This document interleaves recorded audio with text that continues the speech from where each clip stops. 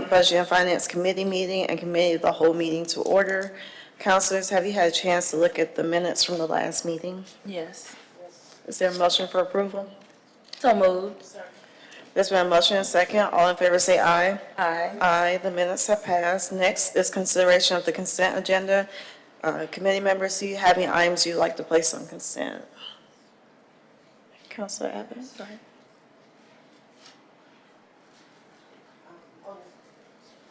On page 1, items 4 and 5.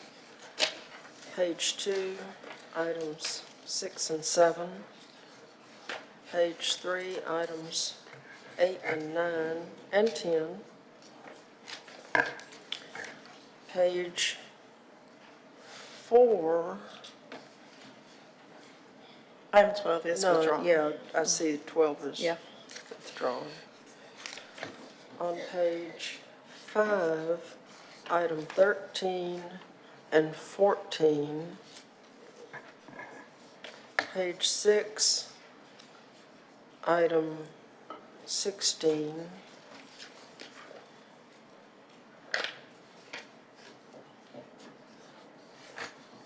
Page 7, item 18. Page 8, item 20. Page 9, let's see, 21 has been withdrawn, right. Well, nothing on page 9.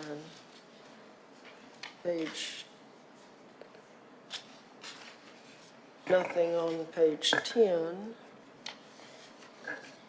Nothing on page 11. Nothing on page 12.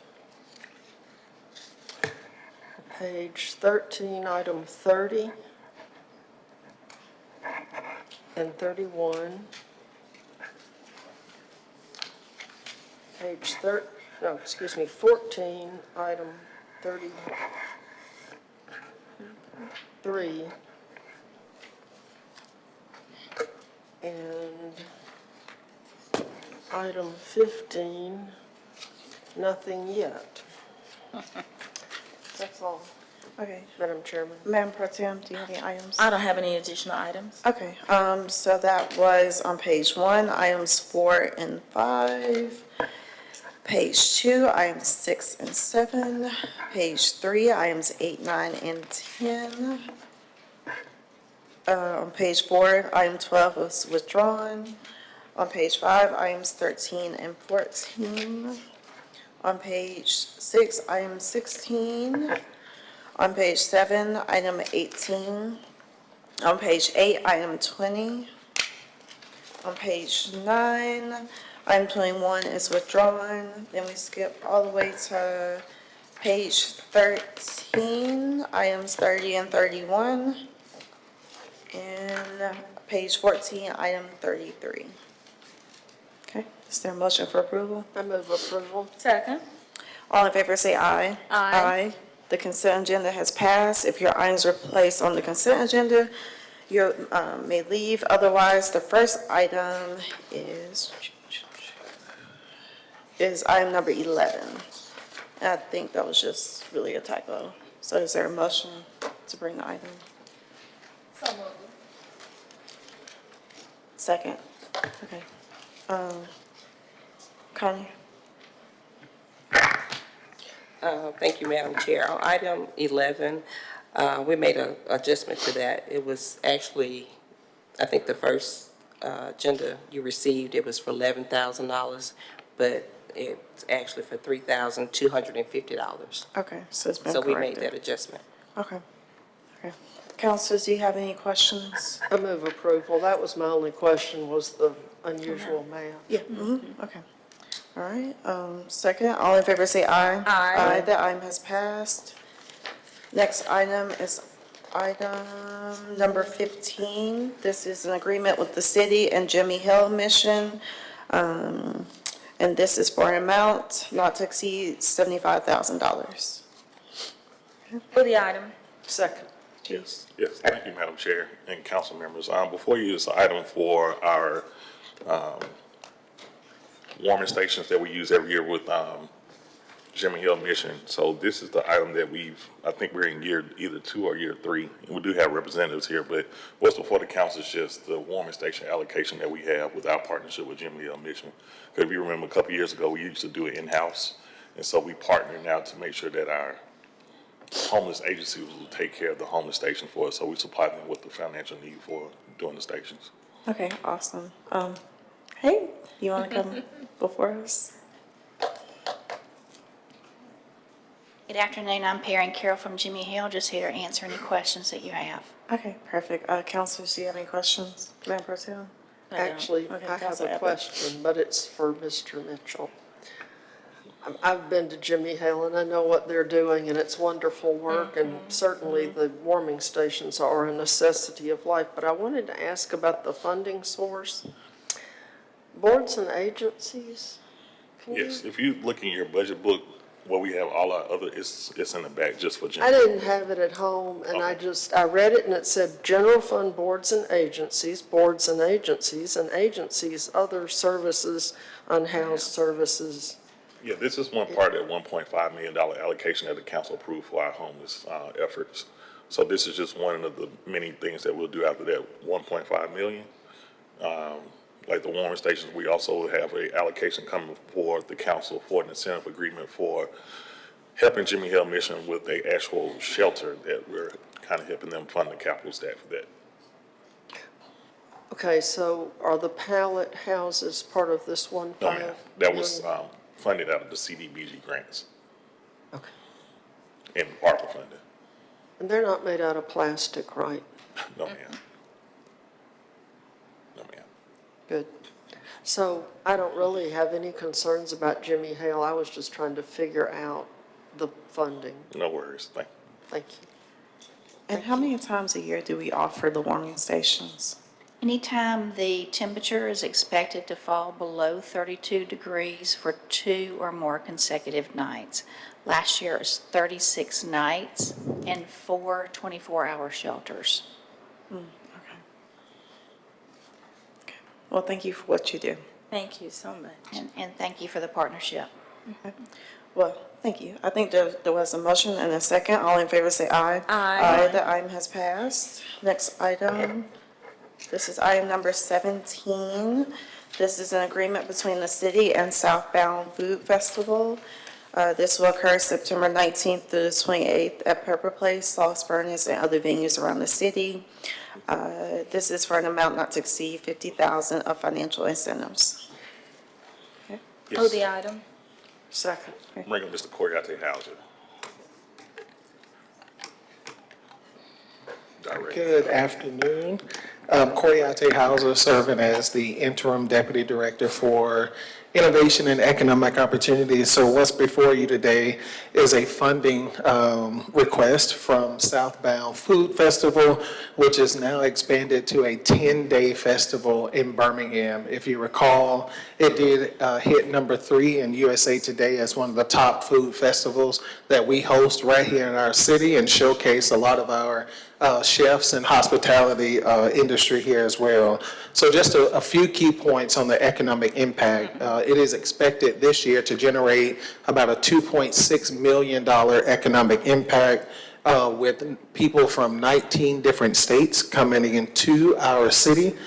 This is also a very green festival as well. So they have over 2,000 pounds of compost that they saved, 140 pounds of recycled products, over 1,500 pounds of food waste, 832 meals that they send for rescue food, and 4,000 plastic bottles not used because they have the refillable stations at all of the events. So it is not just an event that focuses on our hospitality and food scene. That is the core of it, but it's also how to be sustainable in that same industry as well. And so with this 2025 partnership, they also have a new partnership and sort of series called Hosted, which a lot of the chefs that are coming into the city will then be placed and partnered with some of our local restaurants so that people can go to them as well. So it's not just the event itself on those days at Sloss and Museum of Arts, but some people will actually walk into those restaurants and be able to enjoy a collaborated meal with some of these national chefs that are coming in. So just as a reminder, and I know we hear it all the time, but I like to, toot our own horn when we can. So in this area of tourism, Birmingham area spent $3.6 billion in tourism, or we saw that impact into the region. Additionally, we have 62 James Beard awarded nominated restaurants, and we have 7 that have been awarded. So this is not a small feat. We are playing with national partners and cities that host similar things like this, and we're rising to the top of what we offer right here in Birmingham. So it's not just about what this festival does for those who attend, but it's about Birmingham becoming an even greater destination city, and things like this put us on the map. So what's before you today is a request for $50,000 to support this event. And just last comment is that the budget for this event is somewhere around $650,000 to $700,000. Okay, thank you. Do you want to say a few words? No, I'm just here if you had any questions. He covered it so well. I really appreciate that. My vision is for this to be like Sidewalk by the time we get to the 5th year, as far as bringing so much economic impact to our city and continuing to raise our profile nationally with the good stuff that we do here. Okay, awesome. Council Abbott, do you have any questions? Oh, well, I do, but I don't have as many as I had before we started. So thank you for that. And I was going to give you a big congratulations because this says you're the director of IEO, but you said you were interim. So we have hopes. So how do people now, because I've been caring for my mother, I've been out of a lot of things lately. How do people get involved with this festival? Do they go online or sign up, buy tickets? There's a website established that you can buy tickets, and then the organization also does a lot of community work, and so we'll start seeing probably a lot of it at Pepper Place, which one of the events will be held there. Is it Women in Food? Yes, Yeah, and Sloss. And the Heritage Dinner, but all of it is online, but they're also partnering with those community partners. So unique to this event, and most of them have it, but this team has an actual event manager who engages communities a lot. And so for those who can't get online, they will be directly engaged through those community engagement platforms. And Southern Living Magazine is one of our main sponsors, and as a result, we've already been promoting this and promoting the city's participation in big ads. Lifestyle Magazine, there are multiple national and regional magazines and publications that carry entertainment and culture and food that we have pushed this out. So we expect people from all over to be here, just like we did the first 2 years. And now that we expanded it and added the chef component so wide this year for the restaurants, we've had a much bigger response than we expected. Unfortunately, because of the type of event this is, we cannot cover these costs with just the ticket sales. But ticket sales are going well, people are coming, and it's going to be a great event for our city. And one more question, and well, it's not a question, it's a comment about going green and composting everything. You just don't know how happy that makes me, because I look at here at City Hall, we're not green. You know, we bring more plastic in this building and throw it in the trash cans instead of recycling it.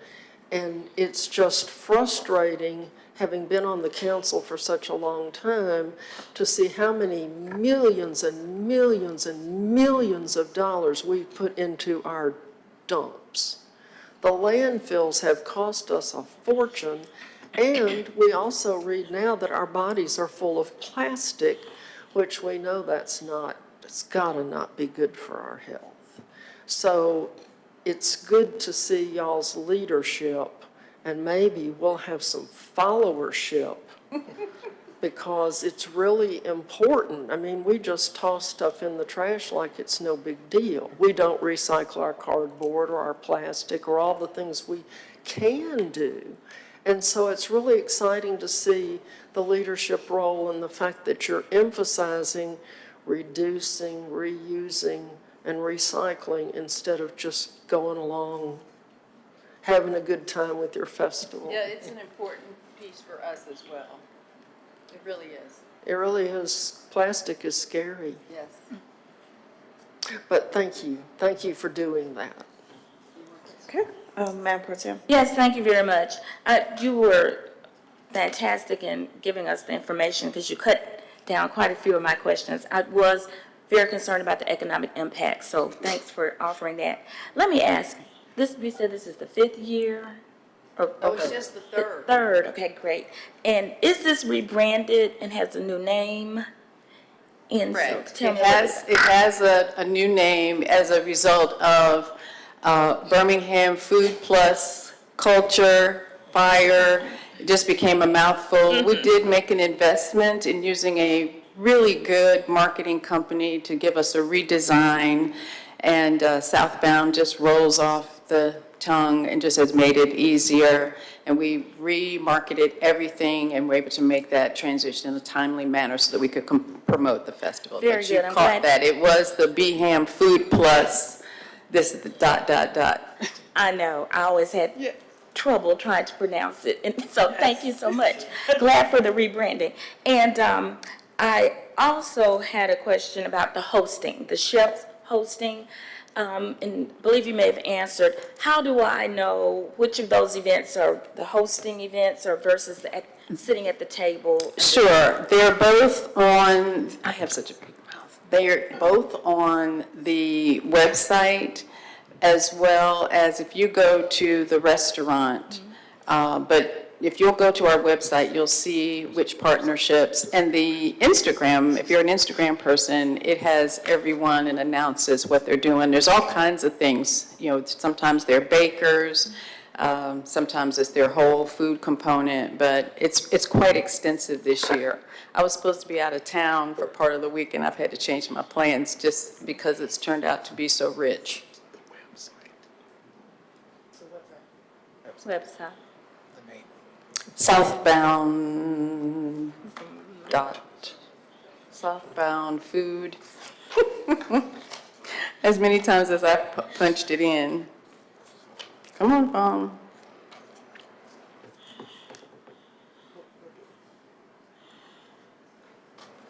Southboundfoodfest.com. Thank you. Those are all my questions. I am excited, though, to see this as part of an integral part of how we wanted to make Birmingham a destination for food and culture. And my time on the Greater Convention Board, that was in the infancy of this, so I'm glad to see that you're a foundation for that, so thank you. Those are my questions, thank you. Okay.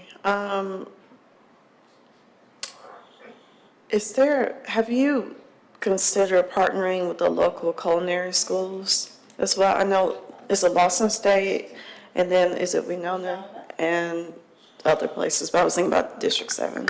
We actually did discuss that, so it's in development. We don't know if it's going to happen this year. We're hopeful, some small piece, but definitely in the years to come, we particularly want to make sure that our high school students at those academies get access to this event, not just from a hospitality standpoint, but if they want to become chefs, right? Like you're talking about nationally recognized chefs. And so we have talked about whether we can physically get that done this year. We're not sure yet because obviously we have to work through the school board and field trips and et cetera, but we have put that on the agenda for next year to start that conversation earlier so that our students can get access to, exposure like this. Well, that'll be great exposure for them, honestly.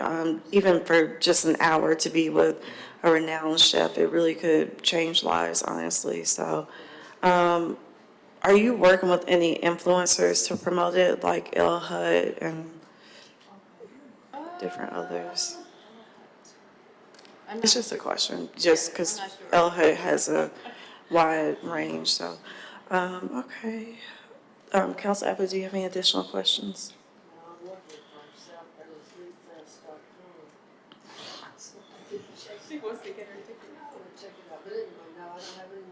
Yeah, there's a lot of information on the website. You can get everything you need from this.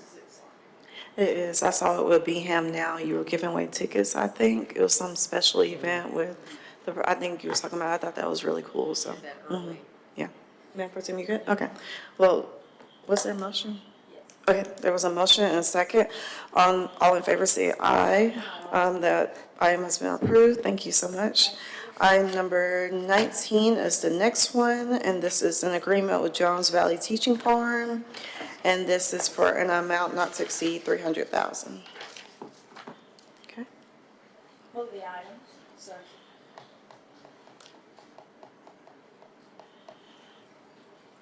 Hello, counselors. My name is Rita Means. I'm the Chief Operating Officer at Jones Valley Teaching Farm. And this funding will just help us to secure the programming that we are currently doing. We have expanded to 8 additional schools in the Birmingham City Schools feeder pattern, which will be introducing hydroponic curriculum to those students. And we actually have a ribbon cutting tomorrow that we're so excited about that's happening at Bush Hill STEAM Academy. We also would be using this funding to help to continue to support our community programming, which for the last 2 years, we've had funding from USDA that we secured, that we put money back into the community, and we built non-community gardens using that funding. We are working really hard to become nationally recognized for the work that we're doing, but to show people that we did this in Birmingham through the partnerships that we've created with you and also the school system. We truly believe that this funding is going to help us continue to figure out different ways, fun ways to continue to engage students. And we just want to say we appreciate all that you've done for us. Okay, awesome. Madam Pro Tem? Thank you very much. Very excited for the work that you all are doing over there. This is not a trick question, but I just wanted to ask, when I served on the school board, we just had one school at that time, I believe it was Woodlawn. And so you said you have 8 additional schools. Do you have an idea of how many schools you have total now? We have 16 total. So the way that we do our programming is through feeder patterns. Okay. Because we want students to get that exposure in the 8th grade and go all the way to high school, where we're then able to offer our paid internship. And so we're doing the same thing on the west side, which will be starting at the K-8 to the JO high school. Okay. And one final question. I was approached the other day about maybe a public-private partnership to increase the number of community gardens or small gardens that occur in some of the schools. Do you encourage that type of partnership outside of what the city provides? Oh, absolutely. Okay, Yes. Wonderful. Well, someone has come about something in D7, so I'll be calling you, okay? Okay. Thank you. That's it. Thank you. Okay, Council Abbott?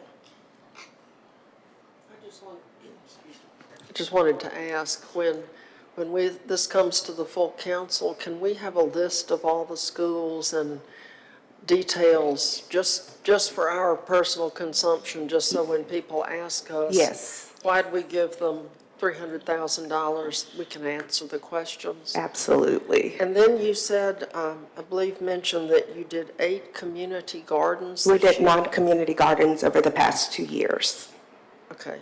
And those don't have anything to do with the schools, they're just community? No, out in that is outside of the communities. schools, but this funding will be supporting our full operations, and we do feel like our community work is one of the things that we've seen the most growth in the past couple of years, and we've not been able to do that without the support of the city.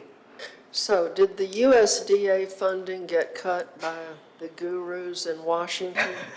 Well, we had that funding for 3 years, so we actually finished out that cycle, but we did apply for 2 more grants at the end of last year that they weren't even looked at.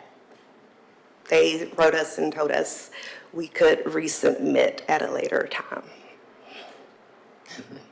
In our lifetimes? Okay, so enough of that question. So 16 schools, so you'll give us Yes. a list of everything that's going on with Jones Valley. Thank you. Thank you. I do have a question. Okay. Did we give this amount last year? Yes. Is this an annual agreement? I think Pretty much? it increased. No, this would be an increase. Okay. The amount that we have been in the budget for is $50,000. Okay. No, you guys do good work. What are the 16 schools? Did you list them? I did not list them. Please, I do not want to mess up our new feeder pattern, so I can tell you exactly for our outdoor farms. That's going to be Woodland High School, Glen Iris, which is kind of outside of that feeder pattern, but it is also Putnam, it is Phillips Academy, it is Oliver, it is Avondale, and then Phillips, which is right there, located a block away from our downtown location. And then we also have a garden at Norwood Elementary. Okay. Those are our outdoor gardens. The indoor hydroponic classrooms is Wylam, Southampton, Brown, Minor, J.O. I'm losing the last We're two. gonna give that to you anyway. That's Okay. what Ms. Abbott I'm asked for. I'm So- just curious. I'm so sorry. No, it's fine. I was thinking, The memory test. sorry. I know at Washington K through 8, we were trying to do that, and I feel like we did like a little, I feel like I went to Washington K through 8 a few years ago, and they did like a mini version of it with them. But it's a K-8 school, and it's a feeder to Parker, I know, but that Okay. would be good. We literally just put down garden beds with Shades Mountain Christian Church, so the kids can have their own gardens, so that almost is like a setup for it. Yeah. So I was just wondering how much would it cost to add additional schools in other districts like Southwest? Yes, so that is obviously something that we're always in talks with Birmingham City Schools, and we would just have to sit down to see what type of support that they would want to engage with us for that, because the way that we do it, we have an instructor at all of our sites that we employ as Jones Valley Teaching Farm, and because we do want to keep with the model, we want to do that full feeder pattern. So it would be a lot of work to kind of figure out what that's going to look like, because we're still doing the hydroponics piece that we're just starting this year. But it's definitely something that we can put on our radar to look at further. How much does it cost per school? Well, I don't have a school cost, but I can give you, it is 2.5 to operate all of our Good School Food programming, and that would include the interns that we pay through that are attending Birmingham City Schools. That is also all of the supplies that are needed for all of the sites. That is the farm operations that we also have, and that is the staff, so the instructors, the educational program managers, the farm managers that work on those sites, and also maintenance and utilities. Okay, thank you. Council Abbott? Just one more question. Do y'all still help with the East Avondale Community Garden? No, ma'am, we don't. So that one went by the wayside. If we had the East Avondale Garden, that was before my time in 2016. Just curious. Thank you. Madam Pro Tem, are you good? Okay. Well, there's been a motion and a second. All in favor say aye. Aye. That item has passed. Thank you. Next item is item number 22. This is grant submission and grant agreement with EDPA, Economic Development Partnership of Alabama, to develop a site assessment plan for Inslee Works site and the amount of $2 million with a 1-to-1 city match. Okay. Second. Okay.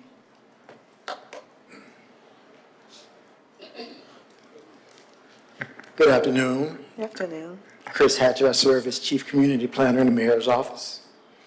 Okay. Can you tell us a little bit more about this item? Yes, this is it's a SEEDS grant application. It's for economic development projects. It's a program through the state of Alabama where they provide dollars, matching dollars for site evaluations to put industrial and economic development sites back into productive use. Okay. Madam President? I don't have any questions, thank you. Okay, Council Abbott? Okay, so we put in 2 million and they give us 2 million and we have 4 million? No, we put in one, they put in one, it's a $2 million project. Oh, I was about to get excited. So this is going to evaluate the property for the rate of pollution and how we're going to clean it up in order to make it a productive site, or what? Yeah, whatever the redevelopment is, so the site that we've identified is the old Inslee Works site. That is our first choice. We are in negotiations with U.S. Steel. So I know over the years, they have done some, or they state they have done some mitigation for environmental issues. We don't know that yet, so, you know, it's a negotiation process. But yes, ultimately, we will look at it, see what the environmentals are, and then try to develop a plan to redevelop the site. Okay, so when businesses that own property do remediation projects, is there not someone who oversees what they do to make sure they're not taking the contaminated soil and throwing it in the Warrior River or something? I mean, does anybody watch over these people, like ADEM, or can you Well, you know, it's secretly do between ADEM remediation? and the federal agencies, and FEMA, yes, ma'am. There are certain requirements that you have to do, and there's documentation that you have to provide for both the state and federal governments about your remediation. Okay, so EPA and FEMA?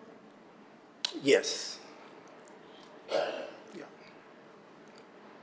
Still? I thought FEMA was being dismantled. Well, No, they're still active. they're still There's active. there's still some of them left? Yes, ma'am. It hadn't funneled, it hadn't, you know, they hadn't completely dissolved all of their programs yet. Okay, because North Birmingham's remediation, you know, we learned a lot about remediation, and we learned a lot about pollution. Correct. And the fact that they, you know, the industry gave away their contaminated soil to people to use in their yards, which I was just amazed, but I guess I shouldn't be amazed at anything anymore. So this is exciting, though, because the Inslee Works, well, there's a lot of land out there. There's a lot of land out there, and, you know, with the recent federal allocation from Senator Britt, and with working with other partners, there's an opportunity to, you know, leverage this funding. So, you know, things are lining up as far as funding that we haven't had in past years to look at actively trying to pursue redevelopment of this site, and we hope that this works out. So how many acres of land is included in the Inslee Works site? I don't have all the figures. There are, I want to say, and don't quote me, it's well over 800 acres, but not all of them are within the city of Birmingham. Some are in unincorporated Jefferson County. You may have little slivers that are out in Pleasant Grove and Hueytown. So this would be the acreage that is inside the city of Birmingham. It says 600 acres. 600? Yes, ma'am. Wow. Okay, thank you. All right, thank you. Okay, I don't have any questions, so there was a motion and a second. All in favor say aye. Aye, the item passed. Thank you. Item number 23, this is for the city to purchase from UAB up to 1,200 football tickets per UAB home game during the 2025 college football season at a cost of $200,000. Second. Yes, Counselor, this is our annual allocation to support the UAB football team with the purchase of football tickets for all the home games that we share between the city council and the Birmingham City Schools. Okay, Madam President, do you have any questions?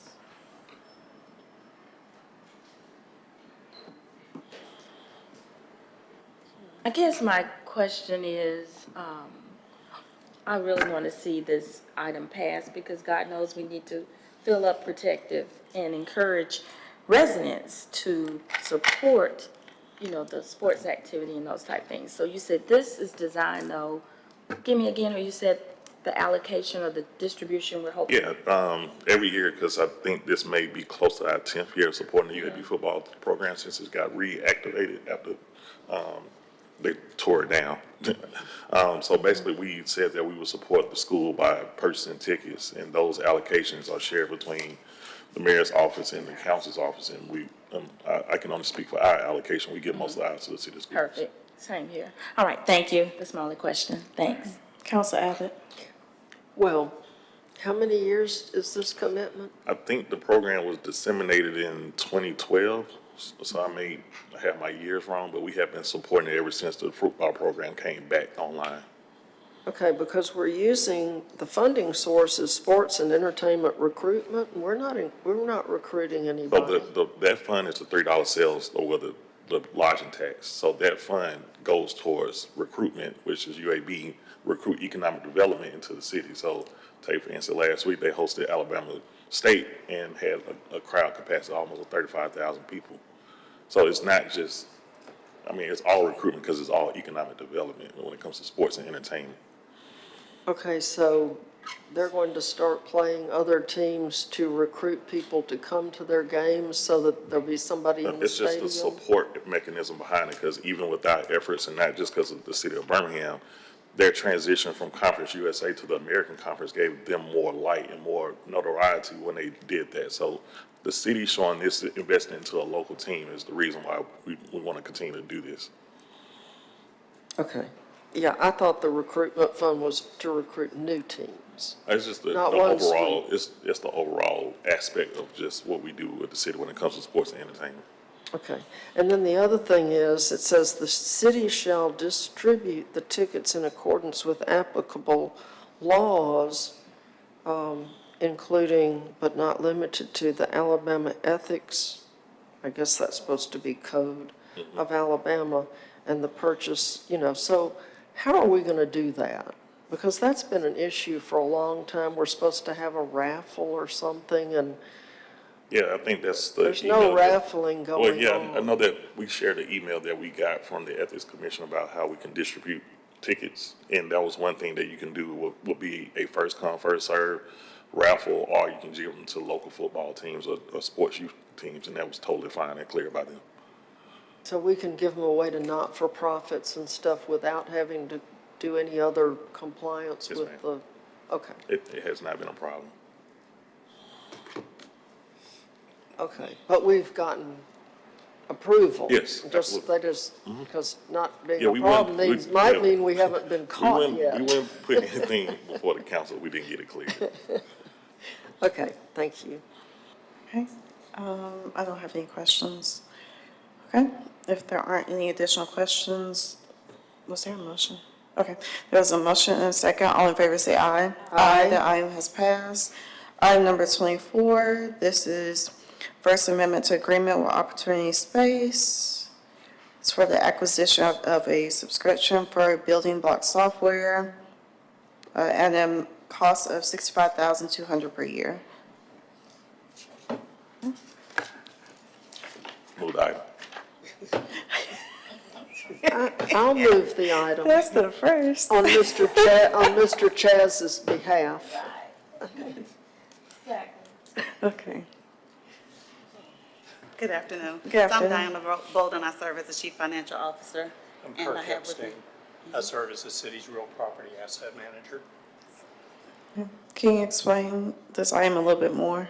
So Ptolemy is a product where we integrated several of the city services. We previously acquired building blocks and Slate, and all three of those are products of Ptolemy. So when we did the integration, the plan was to integrate publicity at some point, but we just did the integration first with building blocks and Slate. So now we're at the point where we wanted to implement publicity, and they'll all work together.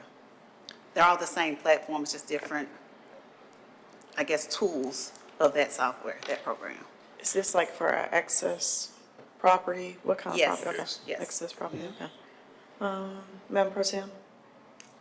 I don't have any questions other than I guess I just wanted to maybe you just answered the question, sort of what was the key component that this acquisition, the publicity, would give us? Okay, so the difference in publicity, so it's, in other words, it's kind of just collects all the data on the real property. Okay. So you can actually go on the site and the features are built in and you can customize your workflow. You can see all the properties listed, so it'll be available to the public as well. So Okay. that's the publicity portion of it. Mhm.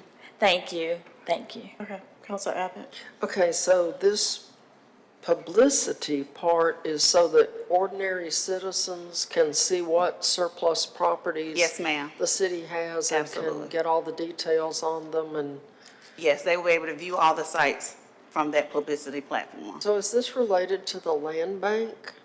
Those properties will be there as well. So it's a part of, it's finance, because that's where the real property manager is. So PEP, Land Bank is all It's- built yeah. within Ptolemy. It's all integrated, it's all our properties on one platform. That's what we've been missing the boat on the longest, so now we're at Yes. that point now, We've yes. been missing the boat on it for a really long time, Yes, but ma'am. it's good we're getting on the boat. And it will be fun to go and look and see what we've got. When is it going to be up and running? Well, once we get this, I don't know the timeline. Do you know the timeline? I know we were just trying to. Approximately 90 days. Not, okay. If Well, that's- everything falls in place. In the grand scheme of life, 90 days is pretty miraculous. So thank you. My question is, will the counselors have access to this? Yes. Okay, because as of now, it's very difficult for us to even get a list of those additional properties, so I would love for us, Chief. That's the purpose of. Yeah. Well, you know, sometimes we don't get No. access to stuff. No, I get it, we do have access. Thank you. Okay, well, there's a motion and a second. All in favor, say aye. Aye. The item has passed. Thank you. Item number 25 is up. This is for a software as a service agreement, and this is in the amount of $2,108,056.86. Second. Second. You know what's so funny is with some councils, the mayor has a vote, so, but not this one, Chief. Okay, hey, how are you doing? Hello, good afternoon. My name is Darrell Burrows. I serve the city of Birmingham as Chief Information Officer. I also have a gentleman here from PEP that can answer specific questions, but this is a renewal for their permitting software and other various processes that they do in PEP. Gotcha, okay. Counselor Abbott. Well, I wanted to hear from the gentleman. I'm waiting for him to introduce himself because I don't know him. Good afternoon. My name's Dustin Glass. I serve as the city's GIS and permitting systems manager. Okay. Dustin Yes, ma'am. Glass?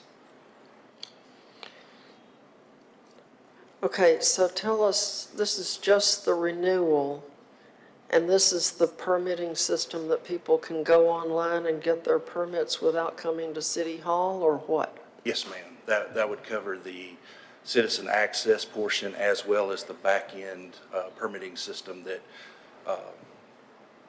the counter folks use, and then also the inspections in the field. Also covers code enforcement functions as well. Okay, so if I was a regular citizen, which I soon will be, Yes, and I needed to get a permit for electrical work, so I can go on my computer and handle everything and pay y'all and wait for an inspector when we call him at 8 o'clock in the morning? Yes, ma'am. I'm impressed. That answers my I question. am too. Madam Pro Tem? Yes, I'm very happy to, or hopeful that some of the problems we saw before we started using the system, now that we're renewing it, we have seen a realization for going in this manner. Can you explain that? How did you evaluate the system to know that we wanted to go and re-up with it again? Yes, ma'am. Well, I think we've just implemented a couple of big add-ons, I think, that really have benefited citizens and customers as a whole. And one major one is the digital plan room that allows for like large projects for everything to actually be sent in digitally instead of having to bring 4 sets of plan down to City Hall. And those be transferred all over the building for each person to review. Now they can just submit that online as part of their overall application. And I think that's, probably one of the biggest wins as of late, I feel like, that we've had. And then also, the Citizen Access Portal itself is under a major revamp. We've seen demos of the new version that we should hopefully have within, I'll say 9 to 12 months, I think is roughly when that'll come online. And going back to this being a renewal, we are within the Acela cloud environment. So each time they do an update, that is automatically available to us. So we're able to stay up to date. And so as they create new functionality, new bells and whistles, theoretically, they're available to us immediately. So that's really a nice feature that we're trying to take advantage of. Thank you. Yeah, I'm excited to hear about this because I feel like with maybe the home builders a few years ago, we were getting a lot of complaints about the permanent system and streamlining it more, so I'm happy to hear about this. And I've heard just all over organizations and businesses, people are tired of coming down here physically to City Hall, so I'm excited about this. Okay, any additional questions? I'm excited that they can send their plans in, because the complaints I Yes. get is that I keep on bringing plans to City Hall and they keep losing them. And then I have to bring some more plans down, and then the next guy loses them. So this means that no one can lose anything unless the cloud goes away. And then we're all in trouble Yes, ma'am. again. So thank you. Okay, well, there's been a motion and a second. All in favor say aye. Aye. The item is passed. Thank you. Next is an agreement with Red Mountain Theater Company in the amount not to exceed $150,000. Move the item. Second. Chief?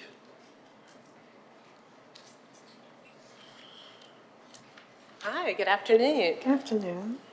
I'm Jennifer Jacobus, the Executive Director of Red Mountain Theater. Okay. Is there anything else we need to know about Red Mountain? Sure, I'll tell you everything you need to know.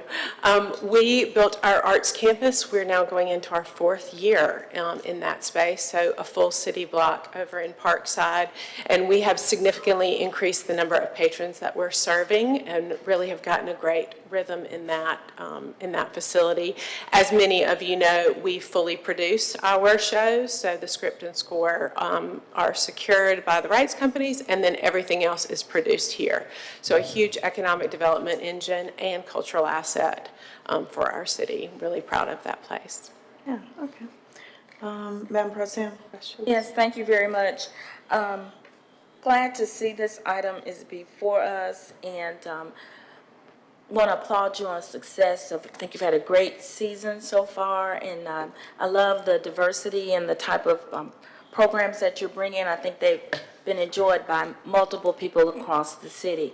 And I just learned from looking at something on social media, I didn't realize that you can actually secure some of the property or some of the area for private events. I saw where someone had some type of reception or an event there. Is that true? Yes, absolutely. When we built the facility, we really wanted it to do more than just serve our programming and really serve the city for community events. So we have hosted everything from wedding receptions to weddings to private birthday parties to other nonprofit organizations who have secured the space for fundraising events or for other community gatherings. So it's really a wonderful spot for that that's centrally located, and people have taken advantage of it.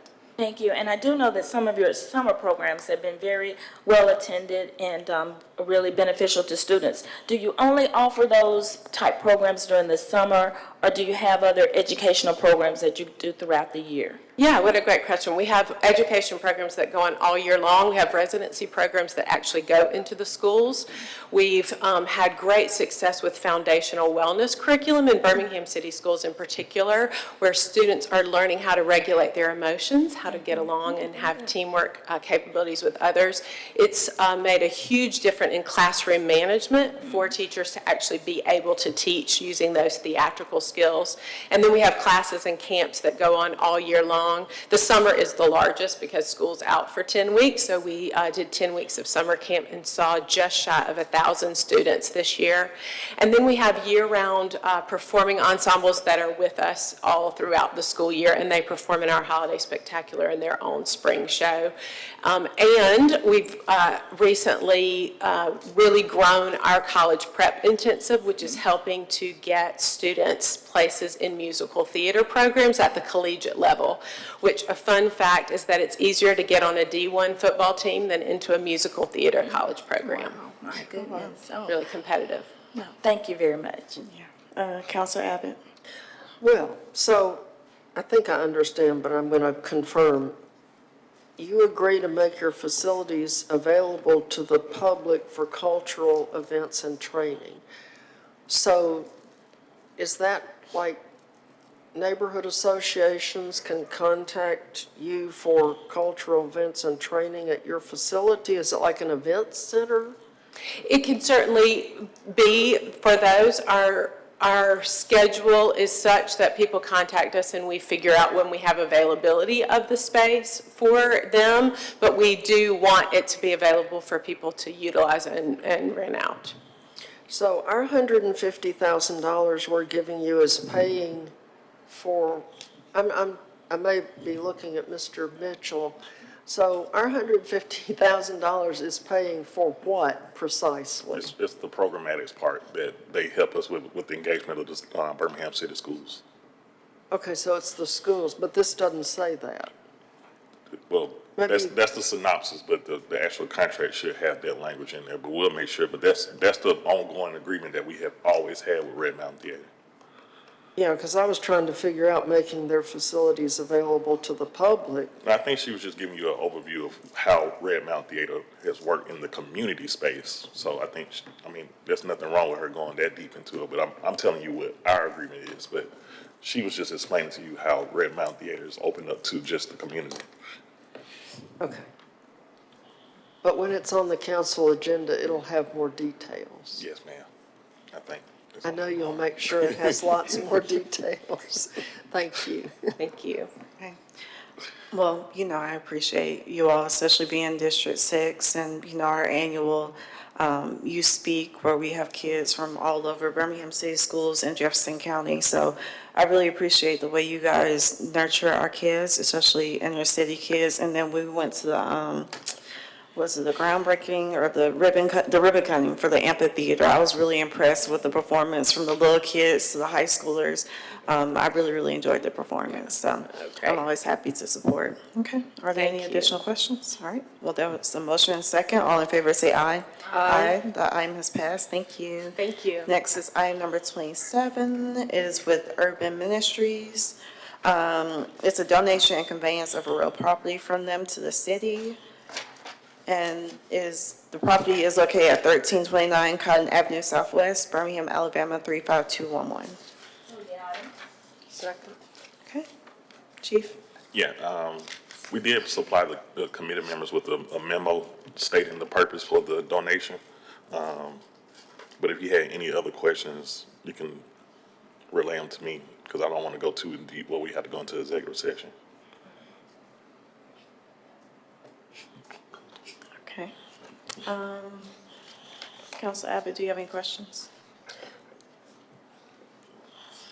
So by taking control of this piece of property, we're going to improve the line of sight. Will we be doing any roadway changes to improve the line of sight, or are we just going to be keeping vegetation cut low enough for people to be Right. able to see when they drive? The latter part of your question, yes, we just do it we're doing it now anyway, so we're just mainly just doing the vegetation and remediation of the weeds and stuff. So there won't be any roadway, or traffic calming or something like that. Okay, and there's nothing on it but vegetation now? That's correct. Okay, thank you. Okay. Madam Pro Tem? No question. Yeah, there are also, I believe, benches, unless they've taken them up. But this is in actually Arlington West End. Literally, yeah, you know where it is. But I do appreciate the city. I think it'll be good because I have seen an improvement in the maintenance of it, because we used to get complaints that people couldn't see it, and now it's bare. So I was literally about to ask what was the purpose, but you answered it. But I think the people of Arlington West End will appreciate this news, so. Okay, if there are any additional questions, there was a motion and a second. All in favor say aye. Aye, the item has passed. Thank you, guys. Item number 28 is an agreement with ESO Solutions to extend services to Birmingham Fire Rescue for the city's emergency dispatch operations for an amount not to exceed $596,333.70. Can we call up 29 too? 'Cause they're both the same. 29 is with the same company to allow EMS billing office for electronic patient care reports to insurance companies within 24 hours. This is an amount not to exceed $246,737.25. Okay, I move approval. all right, Chief. Good afternoon, everyone. I'm Corey Moon. I serve as the Fire Chief for Birmingham Fire Rescue Service. I also have with me Assistant Chief Matthew Lamont, who's over our EMS division. And item 28, which is before you, is an extension of our current agreement for our emergency incident reporting system. As you know, we respond over 74,000 calls per year, and we have to generate an incident report for each of those calls. And the continuation of this agreement allows us to have those incident reports completed by our personnel. All right, Council Abbott. So, the people who respond to the incident, do they have anything to do with filling out incident reports, or is it these other? Yes, ma'am. The personnel who respond to those incidents, once the incident is complete, they have to complete an incident report for each of those 74,000 calls. So we do that through a cloud-based system, which is ESO. And we've been using them for several years now. So they keep up with it? Yes, ma'am. Okay, and then the other one is so the insurance companies can get billed for those? So item 29 is in regard to our billing function through our EMS transport services. So we transport about 26,000 patients per year to local hospitals. We generate about $8.1 million per year for the city. And with this part of the agreement, there's collection fees for credit card convenience fees that we have to pay in order to continue to generate that funding for the city. Okay, I got it. Okay. I remember when we didn't have these people, and we didn't collect much money, so this is good. Yes, ma'am. Madam President. Thank you. Just one question. Both of these are renewals. Yes, ma'am. Okay, thank you. Okay, good. All right, well, there's been a motion and a second. All in favor say aye. Aye. Those items have passed. Thank you, guys. Thank you. Next item is number 32, and this is for Workforce Central Software for 3 years, an amount of $1,525,118.09. Yeah. I'm Darrell Burrows again. I represent the city, serve the city as a Chief Information Officer. This is a agreement to move our existing on-premises timekeeping system to the cloud. The existing on-prem application has been end of life. It continues to function, but they are no longer making any updates to it, and the recommendation is to move to the cloud. So we've moved approximately 95% of our infrastructure to the cloud, closing down our local data centers, and this is another continuation of that. Okay, Madam President. I have a question. My question is around the use of this system. Is this for hourly staff as well as salary staff, or is this, how does this work with timekeeping and that type of thing? Yes, ma'am. This will be for all employees in the city of Birmingham, but the police department and the fire department use telestaff to interface with this product. Okay, thank you. That's my only question. Council Abbott. Okay, so it's just for the police and fire department? Is that what you said? No, Not this. It's for everybody, including the police and fire? Well, the police department and the fire department use telestaff as a part of the interface with this. We don't use, the general public, general employees do not use telestaff. Their rate of pay is much different than a regular staff employee, so that's why they use a different timing system for their hourly clock in, clock out. So that's why Director Burrows is just letting you know, this is just for general employees that are not public safety. Gotcha.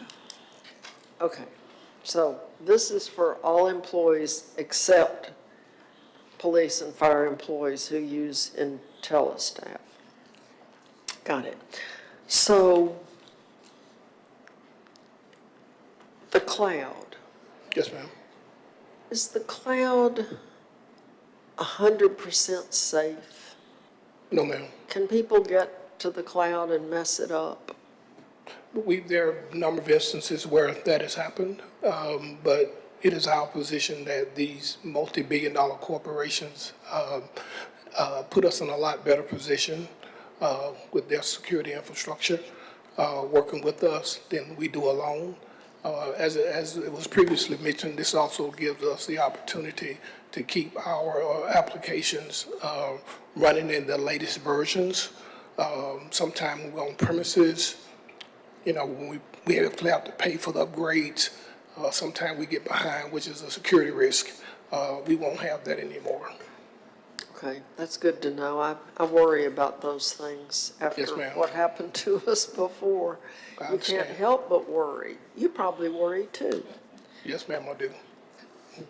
That was my question. Everything goes to the cloud and you think, oh, well, it's in the cloud, everything's wonderful. But then they were talking about people scheming to attack our water systems all over the country and how easy it would be, and they needed to be in the cloud. And I thought, well, then the bad guys will go get the cloud. We still have to do our due diligence. We have to be right every time. They just have to be right once. Yeah. So it's a real challenge, yes. It is. But that answers the question. You're the expert. Yes, ma'am. Thank you. Great. Madam President. Yes, just to follow up on. There you go, there you go. Don't go. I'm sorry. Just to follow up on Councilor Abbott's comment about the cloud, we, Councilor Smithman and I, along with the president, we were with Alabama League of Municipalities, and we were meeting with legislative committees where we're getting statements and trying to prepare for the league's legislative agenda.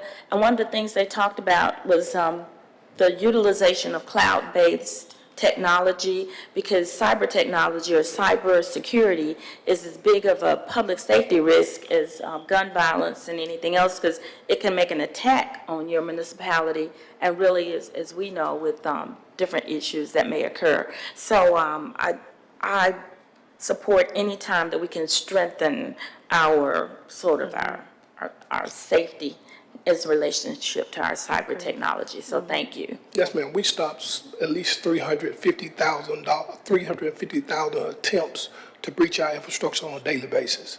So we are in a constant battle with cyber criminals to ensure that we protect the city.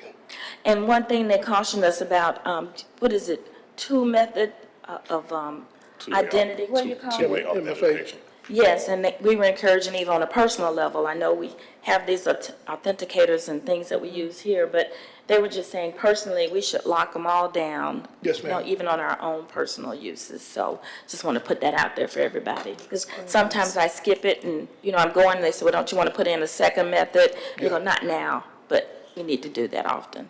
Yes, Thank ma'am. you. All right, Councilor Abbott. I've gone with the second method, probably because I'm scared. After what happened to the city, you just can't, you're just nervous. Yeah. And if they can empty out your bank account in 2 seconds, then that's scary. Yeah, yeah. All right. Well, lesson learned from last year. Well, there was a motion and a second. All in favor say aye. Aye. The item is passed. Thank you. And then there was an item left off of the agenda. We're under item 34, old and new business. This is with the BJCTA in the city. I thought we already passed this. Do we are, no? We discussed, I thought we did.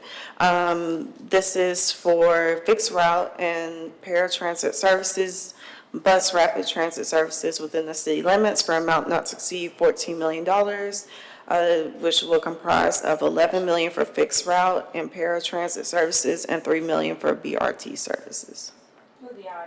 Second. Okay. So, thank you again. So this is our yearly agreement with the BJ Jefferson County Transit Authority Board. As you noted, the allocation was fixed, Birmingham on demand and, Bus Rapid Transit. So what's before the council is just our yearly renewal for our operating agreement with the Transit Authority. Okay, I see Miss Charlotte Shaw, if she wants to come up with her team.